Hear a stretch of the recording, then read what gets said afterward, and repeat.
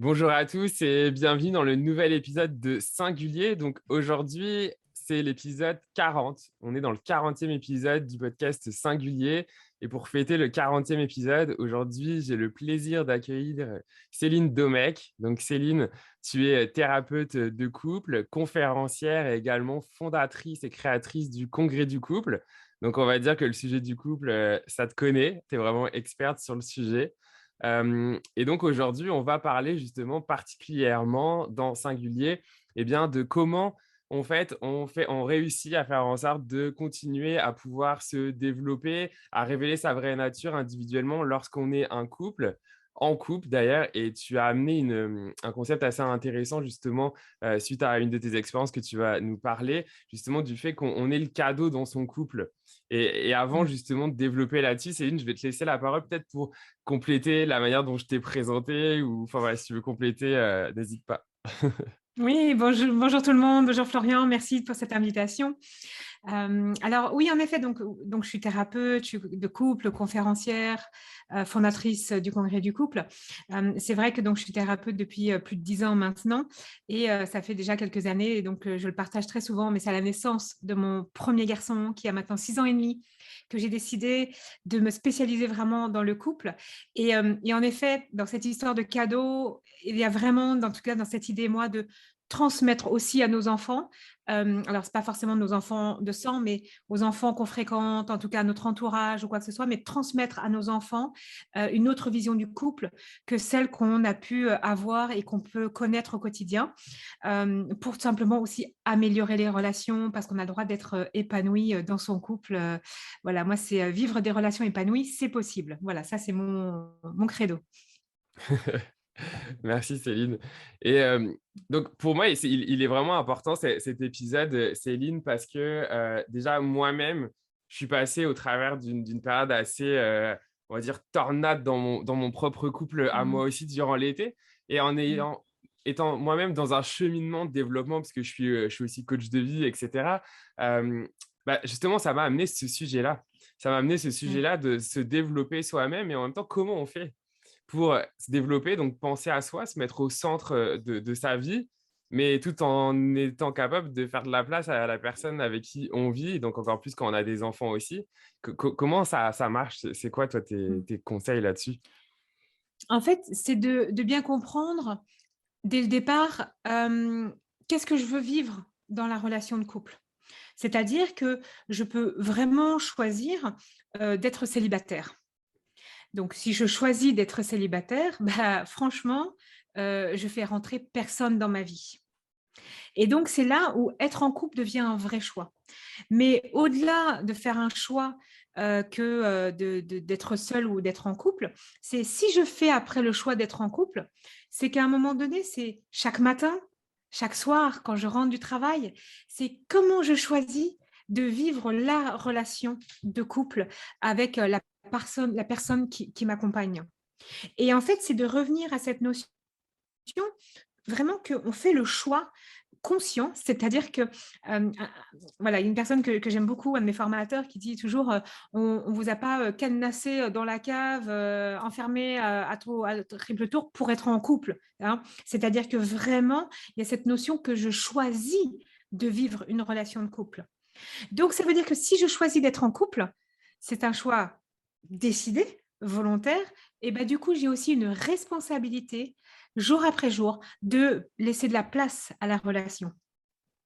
Et ça, souvent, en fait, on se place il y a beaucoup de personnes qui se placent plus dans une position de victime ou de subir la relation de couple. Et là, moi, je dis: «Stop». Enfin, à un moment donné, arrêtons, mais je choisis vraiment dans quelle relation je veux être et qu'est-ce que je veux en faire le soir quand je finis ma journée de travail, je passe la porte de chez moi, mon partenaire est là ou en tout cas lui arrive ou ma partenaire, c'est comment je veux l'accueillir. Qu'est-ce que je veux faire de cette soirée relationnelle, en fait? Ouais. Ce qui me vient quand tu dis ça, Céline, c'est déjà la première notion, c'est cette notion un peu de programmation sociétale qui veut que quand on évolue dans la vie, il faut être en couple, avoir des enfants, etc. Fait que quand tu dis justement, tu sais, c'est un choix, c'est complètement un choix, mais est-ce que ça part justement par le fait de se poser cette question-là? Est-ce que j'ai envie déjà d'être en couple? Ouais. Est-ce que je le fais parce que j'en ai Ouais. envie ou est-ce que je le fais parce que, en fait, la société me dit que je dois le faire ou la pression de mes parents, de mes Mm. amis ou de je ne sais pas quoi d'autre? Tout à fait, mais c'est une vraie réalité, hein. Moi, je me suis mariée, j'avais 25 ans. Non, j'ai rencontré mon ex-mari, j'avais 25 ans. Je me suis mariée, j'en avais 30, 31. J'ai divorcé 33. Donc, ça a été tac, tac, tac. Et c'est vrai que, alors, il y a le sociétal, il y a aussi toutes les peurs et mon histoire. C'est-à-dire qu'il y a aussi beaucoup de personnes qui se mettent en couple parce qu'elles n'arrivent pas à vivre seules, parce qu'elles croient qu'elles ont besoin de l'autre. Donc, tu vois, il y a l'aspect société, il y a l'aspect moi et mon histoire, et il y a l'aspect, en effet, il y a principalement ces deux aspects, en fait, où là, on n'est pas dans le choix conscient, finalement, Ouais, d'être en relation. ouais. Il y en a un où j'ai Et envie qu'on creuse ouais, ensemble. Parce ouais, que ça vas-y. résonne beaucoup, justement. C'est cette notion, en fait, d'aller se mettre en couple parce que, dans le fond, on n'est pas capable d'être seul. Et en fait, on va chercher l'autre pour venir finalement combler qu'est-ce que nous, on n'est pas capable de s'apporter à Exactement. nous-mêmes. C'est tout à fait ça. Et c'est là où je travaille, moi, sur cette partie de je suis le cadeau dans mon couple, je suis le Ouais, cadeau. En fait, ces personnes-là qui vont se mettre en couple parce qu'elles n'arrivent pas, en fait, elles n'arrivent pas à voir qu'elles sont le cadeau. Et donc, elles vont aller chercher chez l'autre une nourriture. Alors, il y a d'autres métaphores, hein, mais comme du gasoil, hein, en fait, de l'essence. Ils vont chercher chez l'autre, ils vont pomper ça chez l'autre parce qu'ils ne sont pas capables de penser avec beaucoup d'amour qu'ils ont pour eux, qui sont déjà le cadeau. Donc, ils vont aller chercher, chercher, chercher, chercher chez l'autre. Et souvent, c'est des personnes où les relations, donc déjà, sont très souvent toxiques, mais surtout, en fait, la personne ne sera jamais comblée. Et donc, c'est là, quand on est dans cette dynamique-là, on n'est pas dans un choix conscient de la relation. Et en fait, du coup, ben, ok, j'ai quelqu'un, super, c'est vraiment très chouette d'avoir quelqu'un le soir, mais en fait, je peux être en suradaptation, je vais faire des sur-efforts, je vais surprotéger, surcontrôler l'autre, tellement j'ai peur de perdre ce cadeau, ouais, parce que moi, je ne suis pas capable de voir en moi que, waouh, mais moi, je suis une personne extraordinaire aussi dans ce que je peux apporter dans la relation. ouais. Est-ce que c'est ce qu'on appelle aussi les principes, finalement, aussi de codépendance, dans le fond? Ouais. Codépendance, dépendance, alors on a Ouais, plein de mots, mais je pense que c'est une vraie partie, en effet, de ce qui se passe dans les dépendances. Après, il y a aussi les schémas reproductifs, hein. Donc, par exemple, moi, j'ai vu un couple fonctionner comme ça. Donc, on va aller chercher chez nos éducateurs, hein, parents, mm, beaux-parents, tous les grands-parents ou quoi que ce soit. Et, ah, ça, c'est le bon schéma. Ou alors, c'est, ah non, non, moi, je vais faire tout l'inverse ouais, de ce que j'ai vu. Et en fait, on a différentes stratégies qui font qu'on va se retrouver en couple, pas pour les bonnes raisons. Et la bonne raison, selon moi, c'est je veux vivre une relation extraordinaire avec quelqu'un. ouais. Et On là, dit je vais souvent, mettre tout mon jeu. on dit Vas-y. souvent, et puis j'aimerais avoir ton avis là-dessus, on dit souvent, tu sais, avant d'être en couple et d'aimer quelqu'un d'autre, il faut déjà être bien avec soi-même et s'aimer soi-même. Mm. Oui, Qu'est-ce que t'en mais penses, toi? alors, mais tout à fait. Alors, c'est vrai que s'aimer soi-même, je trouve que c'est compliqué parce qu'on peut quand même être bien en couple et penser. C'est quoi s'aimer soi-même, hein, j'ai envie de dire. Alors là, Hmm, c'est toute la définition, tu vois, c'est comme, c'est quoi la confiance en soi, c'est comme le lâcher prise. Bon, ouais. dans le milieu du développement personnel, je trouve que c'est très, très compliqué parce qu'il y a plein de définitions. Par Bah, contre, mettons que si on se dit que c'est aimer soi-même, c'est se dire que finalement, on est déjà bien avec on est le soi-même, dans cadeau. le sens, ouais, Voilà, exact. On voilà, revient sur cette tu idée, vois. je suis le cadeau, quoi. Voilà. Donc vraiment, si moi je suis le cadeau et que quand je suis toute seule, ah, waouh, je vois que je peux faire ci, je vois que je peux faire ça, je vois que je peux apporter à l'autre, mais pas en attente d'eux. Hein. C'est juste, Hmm, c'est ça, hein, le principe de faire un cadeau à l'autre à la base, c'est de lui donner vraiment ce que j'ai envie de lui donner sans attente. Et donc forcément, si déjà moi je ne pense pas que je suis le cadeau, si je ne pense pas que je suis une belle personne, mais je ne suis pas capable d'aller donner ça à l'autre. Et donc, en fait, je vais aller tirer chez l'autre ce genre de relation. Et je vais aller en fait, je vais aller pomper l'autre et en fait, je vais aller le vider. Et donc, en effet, si je m'aime moi-même, si je me sens bien, si je me sens... Et c'est pas forcément s'aimer dans tous les aspects, hein. Mhm. J'aime beaucoup, moi, en tout cas, de prendre le principe du 80-20. Donc, on n'a pas besoin d'être à 100%. Moi, il y a plein de choses chez moi que je n'aime pas, Ouais. mais c'est pas pour ça que je vais pas le soir quand oh tiens, je vois mon conjoint dans le canapé, oh qu'est-ce que j'ai envie? J'ai envie de me poser juste avec lui et d'aller lui partager des mots doux. Et si lui ne m'en donne pas, je m'en fous. 80-20. Ouais. Ouais. C'est important ce que tu amènes ce concept aussi finalement de donner sans avoir d'attente. Parce qu'il y a Ouais. beaucoup de couples où ça ressort ce côté, bah oui, mais j'ai donné et j'ai rien eu en retour. Ouais. Ouais. Mais c'est là où alors on en revient, on va refaire un petit peu le tour, tu vas voir, c'est on en revient aussi dans la volonté d'être en couple. C'est-à-dire que je peux donner, mais je peux aussi choisir d'être dans une relation où l'autre va me donner quand même consciemment et va s'investir dans la relation. Parce que, bien évidemment, une relation se joue à deux. Donc, si je suis avec quelqu'un qui, lui, ne donne jamais rien, mais pas parce que je l'attends, parce que dans la relation, il ne la nourrit pas et il fait ce choix-là de ne pas la nourrir quelque part consciemment. Mais moi, j'ai aussi le choix d'arrêter ce genre de relation parce que ce n'est pas le genre d'expérience, de Hmm. relation que je veux vivre. Tu vois? Ouais, Et c'est ça qui est important, de pas, de savoir ce que je cherche de la relation. Donc moi, par exemple, moi et mon conjoint, on est très dans l'indépendance. On est très tous les 2 indépendants. C'est vraiment, franchement, hein, on est mais vraiment à fond. Il y a des semaines, on se croise quasi pas. Mais ouais, par contre, quand il a envie d'être en relation avec moi, il vient me le montrer, tu vois. Et c'est cet équilibre-là qui, et moi aussi, il y a un moment donné, je vais regarder et je vais aussi me regarder en me disant, waouh, attends, quand est-ce que tu as été en relation là avec ton conjoint? Ah bah tiens, mais là, tu vas peut-être un petit peu te réinvestir. Et c'est OK. Mais par contre, si j'avais quelqu'un mhm. vraiment qui ne s'investirait jamais dans la relation, il y a un moment donné, moi, c'est pas ce genre de couple que je veux former. Ouais, Donc, et c'est là où on en revient à ce que tu disais tout à l'heure, c'est choisir aussi, alors s'aimer soi-même, c'est aussi se connaître pour savoir quel type de c'est ça. relation je veux vivre. Ouais, parce que ça demande quand même d'être conscient de soi pour savoir quels sont mes besoins en fait. Ouais, et qu'est-ce que je veux vivre? On est sur Terre avec une vie, on ne sait pas, elle est plus ou moins longue. Je veux dire, moi, je ne sais pas où est-ce que je serai demain. Mais alors, qu'est-ce que je veux vivre comme relation avec mes enfants? Qu'est-ce que je veux vivre comme relation avec mes clients? Qu'est-ce que je veux vivre avec les relations avec mon conjoint? À un moment donné, je vais aussi me poser la question.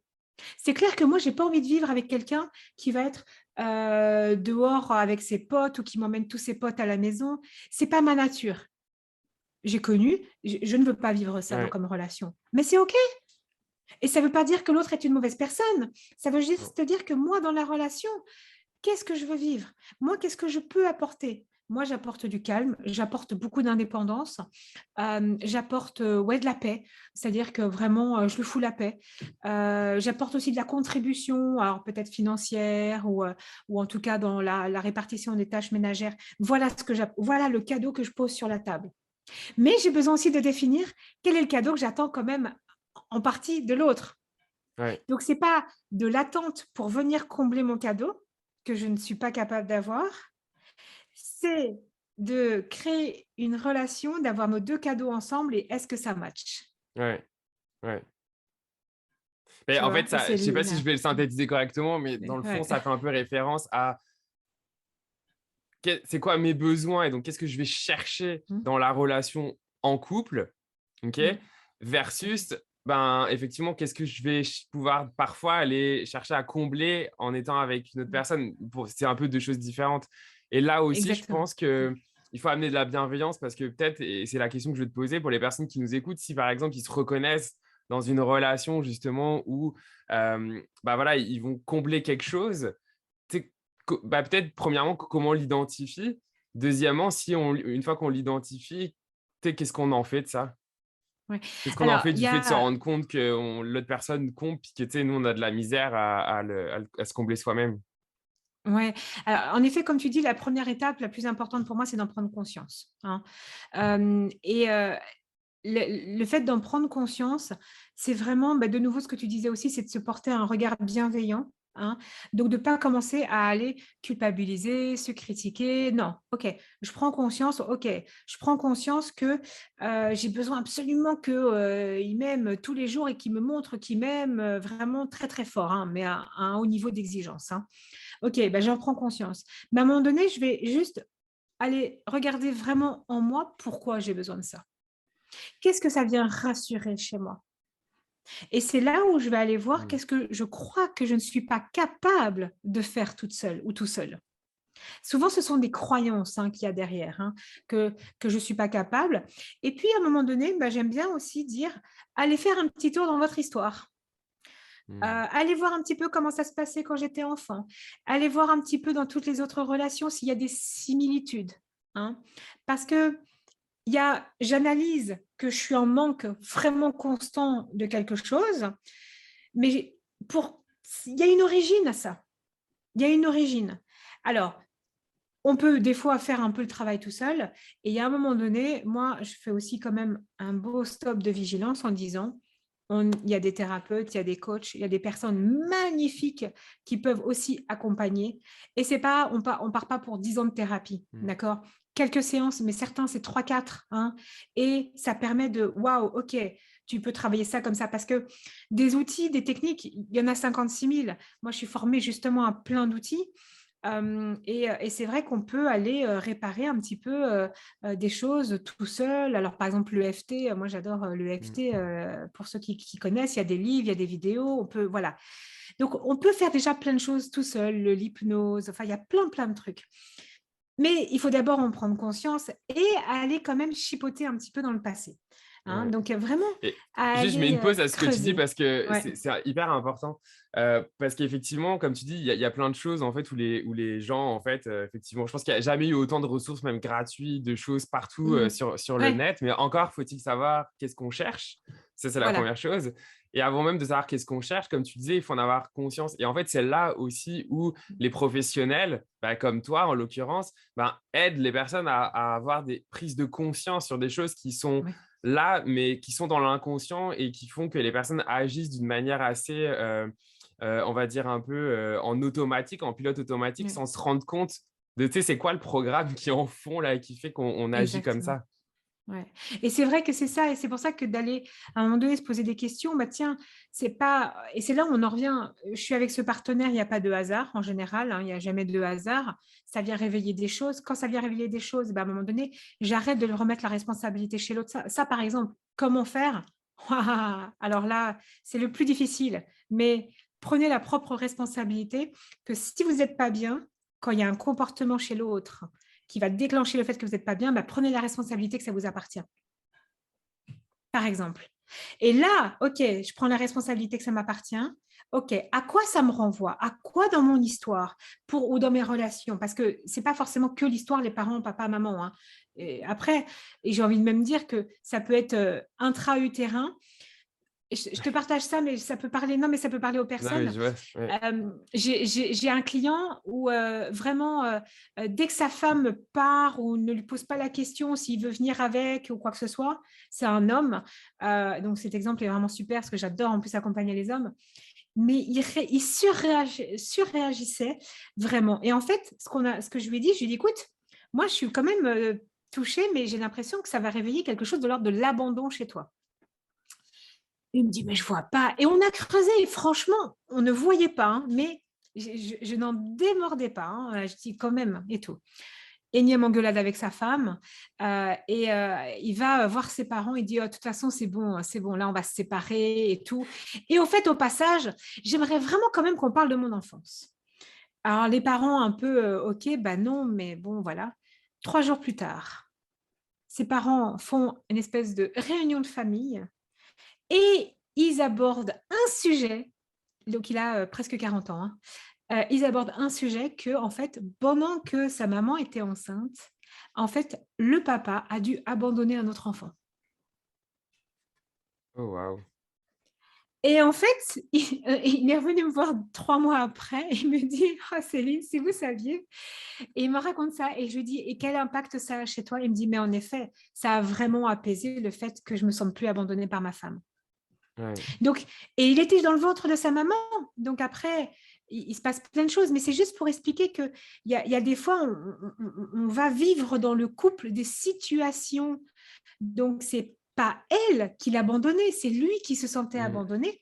Il a pris cette responsabilité d'aller voir que ça lui appartient dans son histoire. Il ne savait pas par où chercher. Ça aurait pu être une autre histoire avec son frère, ça aurait pu être plein de choses. Non, en fait, c'est une demi-sœur, quoi. C'est une demi-sœur qui a été abandonnée. Lui, il a pris pour lui, par exemple. Et en fait, depuis, ça va super bien dans son couple. C'est hyper fort ce que tu dis parce que ça. Enfin, en fait, pour moi, dans ce que tu dis, il y a deux choses hyper intéressantes. La première, il y a la manière dont on va réagir par rapport à l'autre sur quelque chose qui vient nous chercher. Ça, c'est le premier niveau de responsabilité, finalement, c'est est-ce qu'on y réagit ou pas. Ça nous appartient. Et ensuite, la deuxième que j'aime beaucoup dans ce que tu dis, c'est ensuite, est-ce que ce qui nous fait réagir d'une certaine manière, est-ce que ça nous appartient ou est-ce que ça ne nous appartient pas? Parce que c'est vraiment, enfin, en tout cas, moi, j'ai vraiment pas mal d'exemples aussi là-dessus, de choses où parfois on réagit, mais sur des choses qui ne nous appartiennent pas dans notre vie, ou en tout cas dans qu'est-ce que nous, on a vécu, mais qui sont comme codées en dedans, puis qui nous font réagir sans qu'on s'en rende compte. Ouais. Oui, et après, il suffit juste que ça soit vraiment au niveau du cerveau, une image vue, et ça fait des liens pour peu qu'on soit un peu hypersensible ou personne à haut potentiel. Je ne t'explique même pas toutes les connexions que ça peut faire. Après, ça va aussi…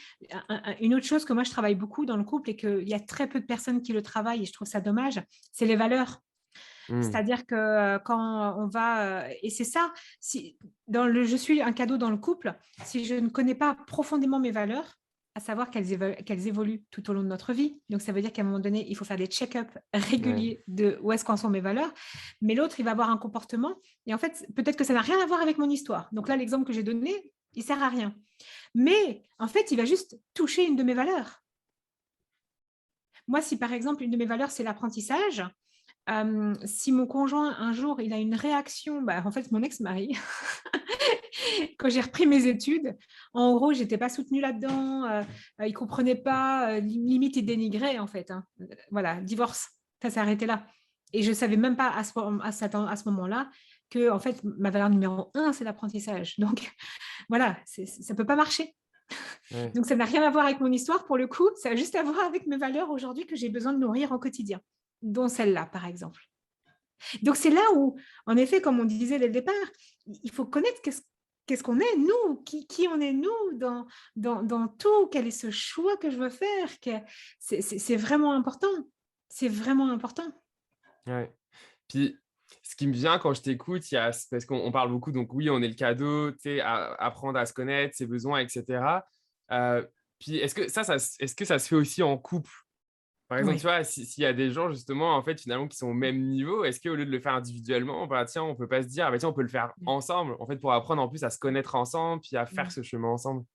Ah, mais moi, c'est ce que j'adore, notamment dans certains de mes programmes. Il y en a qui le suivent tout seul parce que l'autre ne veut pas, et il y en a qui le suivent à deux quand même. Et c'est ce que je conseille, c'est que quand un dimanche, les enfants, après, ça dépend s'il n'y a pas d'enfants ou quoi, mais voilà, posez-vous une demi-heure. Ah tiens, j'ai travaillé un peu sur les valeurs, c'est ça te parle toi les valeurs, tu as déjà… Enfin, je veux dire, c'est autant d'occasions d'échanger, que ça fasse 1 an qu'on soit ensemble ou 10 ans, où on peut vraiment aller redécouvrir l'autre en disant ah maintenant ça finalement moi ça va, c'est ok, ou ah tiens là je m'aperçois que la valeur de liberté elle vient de prendre 10 places en premier dans mon évolution, c'est ok, et en fait on apprend à découvrir l'autre, et du coup on est dans le non-jugement aussi. Et l'échange, et ça nourrit quoi? Ça nourrit la communication, ça nourrit le lien. Donc voilà, ce qu'il faut pour moi, ce qui est important, c'est surtout, et c'est là où ça bug chez certaines personnes, c'est quand il y en a un qui commence à s'intéresser au travail sur soi, développement personnel, thérapie, et qui veut imposer à l'autre ce même cheminement. Là, c'est pas OK, parce qu'on n'est pas dans le respect du rythme de l'autre. C'est comme quand il y en a un des deux qui veut venir en thérapie de couple et qui prend l'autre, non mais il faut que tu le fasses, il faut que tu travailles sur toi aussi, quoi. Et non, attention, nous, les thérapeutes, le coach, on le sait, c'est que la personne qui vient en cabinet, elle doit aussi avancer à son rythme. On peut un petit peu bousculer, je pense que c'est OK d'être un poil bousculé. Par contre, on ne peut pas être la locomotive de TGV à 300 km/h et vouloir que l'autre soit absolument derrière. Ouais. Et ça, souvent, c'est les erreurs qu'on a quand on commence à travailler sur soi parce que voilà, on veut réparer un peu des trucs de couple et tout ça. C'est important aussi de ralentir et de laisser la place à l'autre aussi dans son évolution. Ouais. En tout cas, moi, quand tu dis ça, ce qui me vient, c'est aussi finalement parce que tu sais, c'est un peu aussi l'impermanence des choses, puis qu'à un moment donné, Mm. en fait, sinon, on a évolué parce que, voilà, pour je sais quelle raison, on a entamé un nouveau cheminement, processus, autre, et que l'autre ne suit pas, ben, après, c'est aussi la question à se poser, ben, est-ce que, en fait, c'est correct pour soi de laisser le temps à l'autre ou pas, d'ailleurs, parce que si l'autre, il a juste envie de rester comme ça, enfin, voilà, Ouais, ou si on n'est pas correct aussi, parce que, en fait, je sais pas, mais parfois, il y a certains couples qui restent aussi enfermés dans un couple, alors que ouais. potentiellement, ben, peut-être qu'il y a aussi la fin de quelque chose pour le nouveau d'autre chose. Enfin, ce que je dis pas, c'est pas qu'il faut abandonner non plus, mais encore une fois, il y a plein de choix, en fait. C'est exactement ça. Et puis, il y a des fois, il y a vraiment des couples qui fonctionnent très bien, même quand il y en a un qui travaille. Enfin, moi, je travaille beaucoup sur moi. Mon conjoint, alors là, ce domaine-là, il ne faut pas lui en parler. Enfin, c'est pas qu'il ne faut pas lui en parler, mais ça le dépasse, hein. Déjà, ça le dépasse que je sois thérapeute de couple. Mais par contre, il y a derrière, il y a l'inspiration. Et donc, c'est vrai qu'il y a des fois, quand j'apprends des choses, quand je lui partage, et j'y vais en mode partage-inspiration. Hmm. Et donc, en fait, il avance. C'est pas parce que je vais voir quelqu'un, je vais me faire accompagner, je suis 36 000 formations, que je peux pas aussi juste le partager en disant ah tiens j'ai lu un bouquin là-dessus, hein. Donc par exemple moi je parlais l'autre jour on parlait de l'apprentissage des enfants où je disais tiens j'ai vu au niveau du cerveau tu sais si on arrête un peu de crier et si on amenait l'apprentissage dans du jeu ou dans quoi que ce soit on aurait peut-être un autre effet. Bah, du coup lui il a essayé. Et en fait, il ne veut pas savoir la formation, il ne veut pas se passer des heures, ça ne l'intéresse pas. Mais il y a l'inspiration aussi qu'on peut Ouais. donner. Donc, tout n'est pas foutu d'avance, en fait, quelque part. Mais c'est vrai qu'il faut respecter vraiment le rythme de chacun.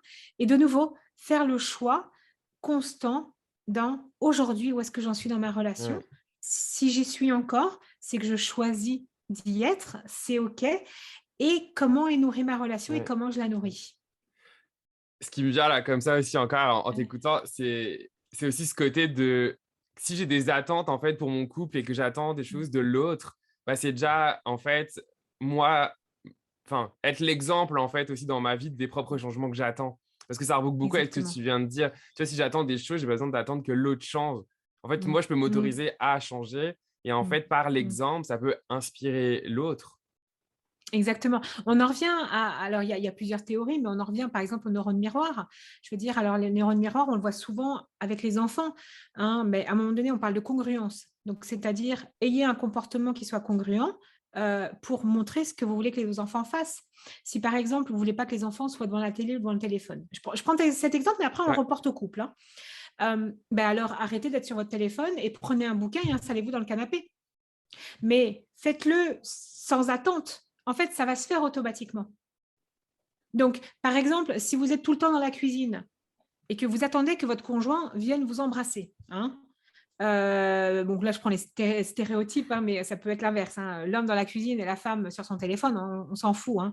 Mais à un moment donné, si vous êtes tout le temps dans la cuisine, bah, à un moment donné que vous voulez être embrassé, vous êtes dans l'attente qu'il y ait des câlins, qu'il y ait de la tendresse ou quoi que ce soit, mais à un moment donné, posez ce que vous êtes en train de faire et puis allez chercher ça. Et montrer, donner aussi. Et c'est ça, dans Je suis le cadeau, je n'ai plus besoin d'aller chercher cette nourriture.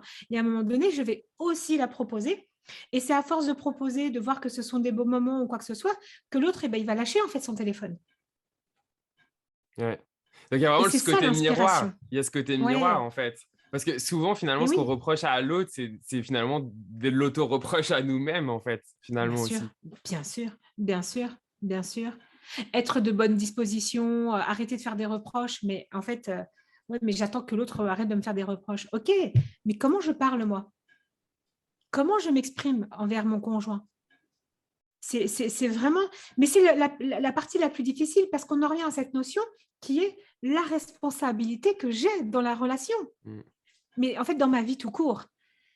Le problème, c'est qu'on est dans un monde où la responsabilité, elle est pas inculquée non plus.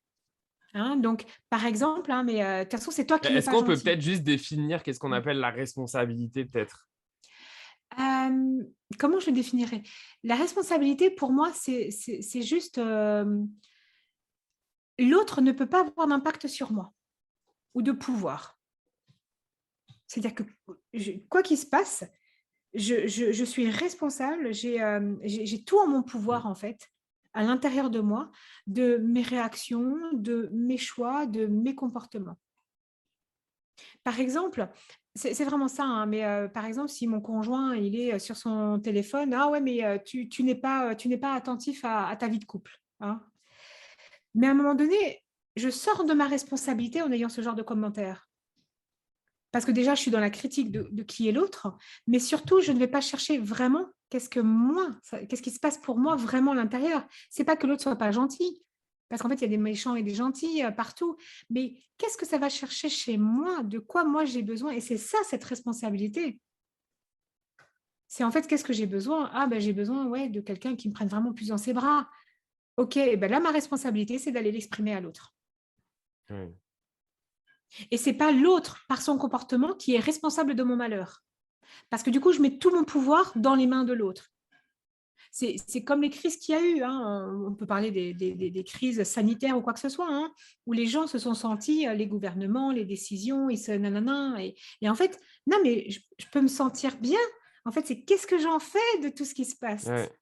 Donc finalement, Et c'est là où je vais en fait, chercher ma c'est le fait d'avoir le responsabilité. choix, en fait, de laisser Oui, entrer ou pas, en fait, et le fait d'avoir des réactions ou pas, en fait, finalement, à qu'est-ce qui se passe à l'extérieur de nous. et même si j'ai des réactions, je suis responsable de ces réactions. C'est-à-dire que je peux être très en colère. Par contre, je vais peut-être aller chercher un peu qu'est-ce que ça va chercher d'autre pour, au final, comme tout le monde, ça aller chercher la paix. En fait, ce qu'on veut tous, c'est être en paix. Ouais, ouais. Et j'ai le droit d'être en paix dans mon couple, j'ai le droit d'être en paix, même quand l'autre, il fait la tête. OK. Alors, j'adore cet exemple, hein, mais quand il y en a un des deux qui rentre mauvaise humeur ou quoi que ce soit, et moi, j'avais envie de passer une bonne soirée. Ça, c'est ma responsabilité, j'avais passé envie de soirée. Mais l'autre, il arrive, il est de mauvaise humeur. OK. Ah, bah, à cause de toi, on va passer une mauvaise soirée. Mais en fait, non, ma responsabilité, c'est quoi? Oh, mon chéri, t'es de mauvaise humeur. Tu sais quoi? En fait, je m'en fous. Moi, je vais passer une bonne soirée et être de bonne humeur. Tu fais ce que tu veux. Et là, j'ai toute ma responsabilité de quand même passer une soirée joyeuse ou quoi que ce soit, quel que soit l'état de l'autre. Mais ça va nous chercher super loin. Parce Ouais. que souvent, c'est beaucoup plus facile de rentrer dans le jeu de l'autre et de dire, ben voilà, c'est bon, tu vois, tu es de mauvaise humeur, alors tu as Ouais. pourri la soirée, quoi. Bah, surtout qu'on Ben on non. revient avec un autre concept qui fait que faire ça, d'une certaine manière, souvent, ah, bah, du coup, c'est être égoïste. Est-ce que c'est être égoïste, finalement, que de si nous, on a décidé de passer une bonne soirée, de passer une bonne soirée, puis laisser l'autre, si lui, il a décidé de rester dans son mood bah, de merde, désolé l'expression, ben, est-ce que c'est Ouais. égoïste? Ben non, justement. On peut être dans l'empathie. C'est-à-dire que, ah, bah écoute, tiens, qu'est-ce qui s'est passé? Moi, je veux bien comprendre ou quoi que ce soit. Mais c'est ça, en fait. Être égoïste, c'est l'inverse, en fait. C'est ça qu'on ne comprend pas. Être égoïste, c'est justement, c'est je suis de mauvaise humeur et je veux que tout le monde fonctionne comme moi je le désire. Être juste responsable de mon état d'esprit, c'est, ben, OK, tout le monde est de mauvaise humeur autour de moi, mais moi, je peux choisir d'être de bonne humeur. Par contre, je ne n'impose pas mon choix à l'autre. C'est ça l'égoïsme, en fait. Mhm. C'est la volonté propre d'aller imposer un choix à l'autre. Ça, c'est de l'égoïsme. Mais moi, juste être là et de bonne humeur, ça ne m'empêche pas d'être dans le lien, dans la relation, dans l'empathie. OK, tiens, ah, tiens, et finalement, même tu es de mauvaise humeur, de quoi tu as besoin? Ah, j'ai besoin qu'on me foute la paix. OK, ça marche. Mais moi, ça ne m'empêche pas de passer une bonne soirée, moi avec moi-même. Mais Ouais, ça, on peut le faire quand on ne va pas chercher la nourriture chez l'autre. ouais. Ouais, puis on revient aussi avec la capacité de pouvoir exprimer ses besoins. Voilà. Voilà. Et ça, c'est tout un travail qu'on fait avec les enfants. En tout cas, moi, je le fais. J'ai vraiment choisi de le faire avec mes enfants. Mon plus petit a 2 ans et demi au jour d'aujourd'hui on enregistre ce podcast. Et en fait, dès qu'il vient vers moi, ouais, parce qu'il parle un peu, voilà, mais pas beaucoup, de quoi tu as besoin, en fait. Et il sait Mm. déjà me répondre, bras, manger, tu vois? Et en fait, quand mes enfants, quand mon conjoint, je vois que ça va pas, c'est: «De quoi tu as besoin?» Et en fait, j'ai besoin qu'on me foute la paix. Super. Mais je suis pas égoïste, en fait. Ouais, ouais. Quand je lui laisse justement: «OK, c'est pas de problème». Et Ouais, lui, c'est il est pas respecter égoïste en non fait plus. la place de l'autre aussi, en fait, de qu'est-ce qu'il a besoin. Mais c'est ça et c'est ça être en relation. Parce que moi, c'est important d'être dans un respect Mm. mutuel, quel que soit l'état d'esprit. Mais je n'ai pas à imposer à mon conjoint: «Ah, moi, je suis de bonne humeur, alors toi, tu dois être de bonne humeur aussi». Ça, c'est égoïste. Ouais, ouais. Il y a une autre question que j'aimerais te poser, Céline, parce Mmh. que souvent, c'est des choses aussi qui reviennent. C'est un peu ce concept d'amour et d'attachement. Est-ce qu'on Ouais, peut ouais. aimer sans être attaché? Mais de nouveau, c'est qu'est-ce qu'on met comme mot derrière? Hem, l'attachement, c'est là où on en revient sur des concepts qui sont plus psychologiques, puisque, l'attachement, c'est lié avec les personnes qui allez, de l'attachement, donc nos parents ou quoi que ce soit, comment ça s'est développé. Et en fait, quand on a un attachement qui est insécure, en fait, on va justement, quand on sait pas qu'on est le cadeau ou quoi que ce soit, on va aller chercher chez l'autre. En Ouais. fait, on va pas chercher de l'amour, on va chercher à s'attacher et à être attaché. Ouais, donc Et finalement, on est c'est dans un amour qui signifierait j'ai besoin de toi, plus que voilà. genre je t'aime, je veux ton bonheur, quoi. Voilà. Par exemple, là où je sais que je suis dans de l'amour pur et dur, c'est dans cette on en revient dans cette notion de choix où, je t'aime, mais en fait, techniquement, on n'a pas les mêmes attentes, on n'a pas les mêmes valeurs et donc parce que je t'aime, mais en fait, va voir quelqu'un d'autre, en fait. Choisis une autre relation, on n'a rien à faire ensemble. Ouais. Là, on n'est pas dans l'attachement. Et c'est vraiment ça. Et après, c'est pour ça l'amour, on peut être vraiment en amour aussi pour ses enfants, pour ses amis. Par contre, on ne cherche pas à être dépendant de l'autre. Et c'est là l'attachement, quand on est que dans de l'attachement, souvent il y a de la dépendance et c'est ce qu'on vient chercher la Ouais. nourriture chez l'autre. Là, c'est un niveau de vigilance. Mais néanmoins, dans un couple, il y a forcément de l'attachement, puisqu'il y a les hormones qui se mettent en route, qui sont celles de l'attachement ou quoi que ce soit, qui nous rappellent à nos parents. C'est ce qui fait aussi qu'on est en couple. Mais c'est là où le thème est, et vraiment, il Ouais. faudrait faire 10 podcasts rien que par rapport à ça, parce Non, qu'il mais y c'est, a des, mais je vois, mais c'est intéressant, ouais, ok. voilà, et c'est vraiment ça, en fait. C'est à partir du moment où je considère l'autre comme de la nourriture pour moi, ah, là, c'est qu'il y a quelque chose qui ne va pas, en fait. Ouais. Mais c'est pour ça que c'est Et important ce là, que tu dis, que c'est important de préciser les termes. Parce qu'effectivement, ouais, on peut y mettre beaucoup de choses derrière l'attachement. Euh, Moi, c'est ouais, vrai que comme j'y mets ce l'amour, côté comme l'attachement, tu sais, genre je suis attaché dans le sens, ben finalement, j'ai besoin de toi, quoi. voilà. Tu vois, Mais si voilà, t'es pas là, genre, ben, on revient avec la notion de tantôt, là, qui fait que en gros, tu combles. Donc, je suis ouais. attaché. Puis, si t'es plus là, ben du coup, j'ai un trou, quoi. C'est... C'est vraiment ça. C'est voilà, c'est ce trou, c'est ce réservoir qui est vide et que je ne sais pas combler par moi-même, en fait. Et là, ça ne matche pas. Et là, on est dans de l'attachement pur et dur, mais il peut y avoir de l'amour, hein, Ouais, derrière. C'est ça qui est compliqué, je trouve, comparé aux vraies théories. Alors, il faut être dans l'amour, il ne faut pas être dans l'attachement. Enfin, moi, je mets beaucoup de nuances parce que je trouve qu'on est des êtres humains qui sont beaucoup plus complexes que des ouais, c'est ça. définitions et des étiquettes dans des Ouais, cases. Non, non. L'idée, c'est d'aller voir derrière toujours la souffrance qu'il y a derrière. C'est-à-dire qu'on peut être attaché. Moi, je suis très attachée à mon conjoint. Il y a aussi beaucoup d'amour. Par contre, quand il n'est pas là, je suis OK. Quand il est là, bah non, on a envie d'être ensemble, de se tenir dans les bras. Et alors, c'est quoi? C'est de l'attachement. Alors, il y en a qui vont peut-être te dire, ah, bah, t'es trop attaché. Bah non, c'est aussi, et là, on en revient, je choisis de nourrir mon couple de cette façon-là. ouais. Et tu C'est vois, et là, trop important ce que on tu refait dis des boucles et des boucles.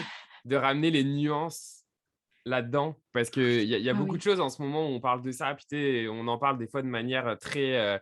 Euh, de manière très voilà, Catégoriser. oui, catégorisée, comme si voilà, c'est Ouais. amour, attachement, puis tu sais, c'est noir ou blanc, ça veut pas être gris. Ouais, ouais, Euh, non. Non, non, Fait non. que c'est ça, si on était si simple que ça en tant qu'être humain, je pense qu'on n'aurait pas besoin de faire nos Mm. métiers. Ouais, exactement. Et c'est ça que j'ai envie de dire, c'est que même les personnes qui se reconnaissent dans le manque ou quoi que ce soit, et c'est là où moi j'aime bien reprendre la théorie du 20-80, hein, donc c'est la loi de Pareto, hein, moi je la transforme un petit peu, mais mon conjoint par exemple, il sera jamais à 100% parfait. Par contre, s'il est 80% du temps les 20% entre guillemets de tout ce qui fait mal, parce que comme moi, je vais faire le mal. Mais en fait, il y a 80% de tout ce qui fait bien, comble ces 20%, mais en fait, je m'en fous. Et c'est là, tu vois, où il n'y a pas de noir ou de blanc, mais il y a du gris, en fait. Et il y a du Mm. gris dans toutes ces nuances. Et aussi en fonction des périodes de vie, des périodes de changement, en période de ce qu'on apprend sur soi. Et c'est là où il faut être vachement dans la tolérance et dans l'empathie, sans se sacrifier. Donc, on est dans cette notion de choix. Je choisis de rester avec toi parce que j'aime bien, parce que je suis en train de voir ton évolution. Je ne sais pas où ça nous mène, mais c'est pas grave. Ou je choisis de te quitter parce qu'en effet, on est sur 2 planètes différentes et c'est OK. Ouais. Fait que dans tout ça, ce que j'ai l'impression, c'est quand même, même si encore une fois, je ne vais pas synthétiser noir ou blanc, mais concrètement, c'est quand même hyper important d'être capable quand même de mettre des mots, de verbaliser sur ses besoins, de qu'est-ce que j'ai Ouais, besoin. Ensuite, c'est ouais, quand même après de communiquer, ouais. d'exprimer ses besoins ou si on n'est pas Mhm. capable, en tout cas, j'ai l'impression quand même de communiquer avec son conjoint sur ce qui est là, sur les Exactement. doutes. Puis après, Tout si à là, on fait. n'y arrive toujours pas, est-ce que c'est là qu'on va essayer justement d'aller chercher un coach, un thérapeute pour justement nous aider? Comment... Dès qu'on arrive à pas communiquer, c'est qu'il y a quelque chose. Parce Ok. que souvent, les personnes qui ne savent pas communiquer leurs besoins, à 95%, je vais dire, ils sont déjà dans de l'attachement. Mhm. C'est-à-dire qu'ils n'ont pas su communiquer leurs besoins quand ils étaient enfants, en général. Ou alors, il y a des traumas, des choses ou quoi que ce soit. Et là, il faut se faire accompagner parce que c'est dommage de passer à côté de belles relations parce que je ne sais pas communiquer aussi. Ouais. Ou je sais pas entendre, hein, on peut avoir les deux sens. Hein. Mais moi, c'est ce que je dis. En fait, à une époque, en tout cas dans certaines religions, je crois que c'est la religion catholique, il y avait une espèce d'accompagnement à être en couple ou à vivre le mariage, un truc comme ça. Mais moi, quand j'ai des jeunes couples qui viennent, ça fait 6 mois qu'ils sont ensemble, mais franchement, j'adore, quoi.